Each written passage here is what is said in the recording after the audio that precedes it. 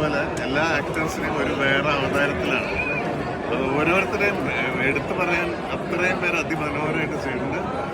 പ്രേക്ഷകർ തിയേറ്ററിൽ പോയി എൻജോയ് ചെയ്യാം. Because these are great moments. നമ്മുടെ മനസ്സുകൊണ്ടും സന്തോഷിക്കുകയും ചെയ്യും. അതേസമയം ഒരുപാട് ഹൃദയസ്പർശമായ ചില നിമിഷങ്ങൾ നമ്മൾ, അതായത് ആ നിഷ്കളങ്കത, ഇന്നസെൻസ് ഓഫ് ആ ഗ്രാമത്തിലുള്ള കഥാപാത്രങ്ങൾ വളരെ മനോഹരമായിട്ട് ദേവദത്ത്, ലക്ഷ്മി, ഗണേഷ്, പിന്നെ ദ ഹോൾ ടീം ടെക്നീഷ്യൻസ്.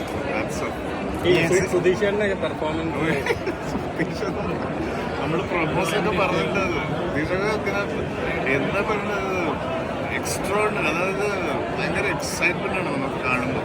എല്ലാവരും, എവ്രിബഡി, മനോജ്, ചേട്ടൻ, അശോകേട്ടൻ, രാജേഷ്, അശ്വതി, ലീഡ് ആർട്ടിസ്റ്റ് ഗംഭീരായിട്ട്.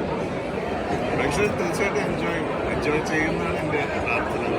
കണ്ട പ്രേക്ഷകർ പറയുന്നത് സീനിയേഴ്സ് ആറാടി എന്നാണ് പറയുന്നത്. കോമഡി ആയാലും മൊത്തത്തിലും അതായത് എല്ലാവർക്കും, അല്ലാതെ ആ എഴുത്തിൻ്റെ പവറാണ്.